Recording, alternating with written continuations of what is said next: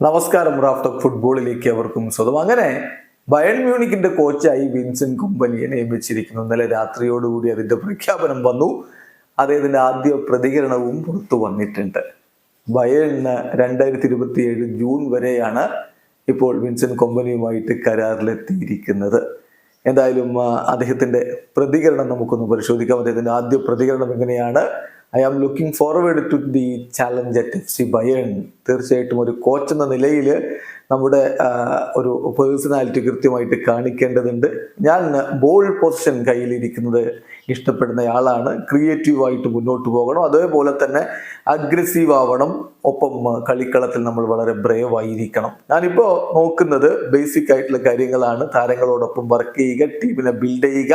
അങ്ങനെ ഫൗണ്ടേഷൻ സെറ്റായി കഴിഞ്ഞാൽ സ്വാഭാവികമായിട്ടും അതിന് പിന്നാലെ സക്സസ് വരും എന്നാണ് കോമ്പനിയുടെ ഒരു പ്രതികരണം വന്നിരിക്കുന്നത്. അതേസമയം ബയണിന്റെ ഡയറക്ടർ മാക്സ് എബൽ ഇതിനെ കുറിച്ച് ചില കാര്യങ്ങൾ പറയുന്നു. അദ്ദേഹം പറയുന്നത്, എനിക്ക് തുറന്ന് പറയാൻ പറ്റും, കോമ്പനി ബയൺ മ്യൂണിക്കിന്റെ ജോബ് അദ്ദേഹത്തെ എത്രത്തോളം ആകർഷിച്ചു എന്നുള്ള കാര്യം നമ്മളോട് വെളിപ്പെടുത്തിയിട്ടുണ്ട്.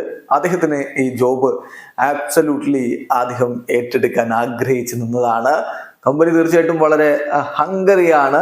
അദ്ദേഹത്തിന് എല്ലാം നേടണം എന്നുള്ള ആഗ്രഹത്തിലാണ് നിൽക്കുന്നത്. അദ്ദേഹത്തിന്റെ ആ ഒരു മികവിൽ നമ്മളും വിശ്വസിക്കുകയാണ്.